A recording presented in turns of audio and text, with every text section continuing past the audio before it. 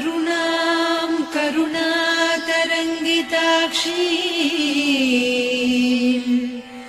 धृतपाशाङ्कुश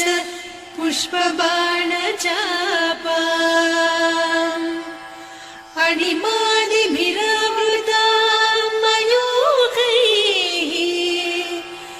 अहमित्येव विभावये Bhavani.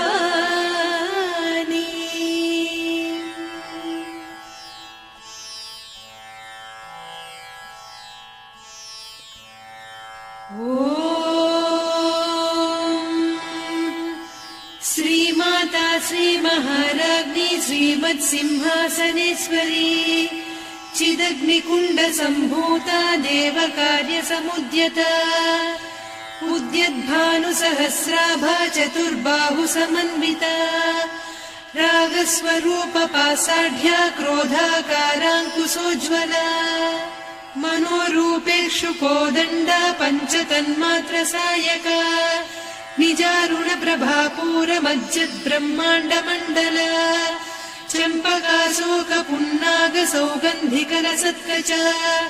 कुरुविन्दमणिश्रेणी कनत्कोटीरमण्डिता Ashtami चन्द्रविभ्राजदलिकस्थलशोभिता मुखचन्द्रकलङ्काभमृगनाभिविशेषका वदनस्मरमाङ्गल्य गृहतोरणचिल्लिका वक्त्रलक्ष्मी परिवाह चलन्मीनाभलोचना नवचम्पकपुष्पाभनासा दण्डविराजिता ताराकान्तितिरस्कारिनासाभरणभासुरा कदम्बमञ्जरी क्लुप्तकर्णपूरमनोहरा ताटङ्कयुगलीभूततपनोडुपमण्डला पद्मरागशिरादर्श परिभाविकपोलभूः नवविद्रुमबिम्बश्रीन्यक्कारिरदनच्छदा शुद्धविद्याङ्कुराकार द्विजपङ्क्तिद्वयोज्ज्वला कर्पूरवीटिकामोदसमाकर्षि दिगन्तरा निजसल्लापमाधुर्य विनिर्भर्त्सितकच्छपि मन्दस्मितप्रभापूरमज्जत्कामेशमानसा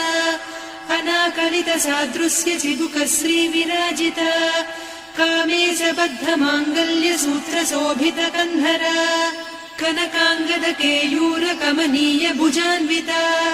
रत्नग्रैवेय चिन्ताकलोलमुक्ता फलान्विता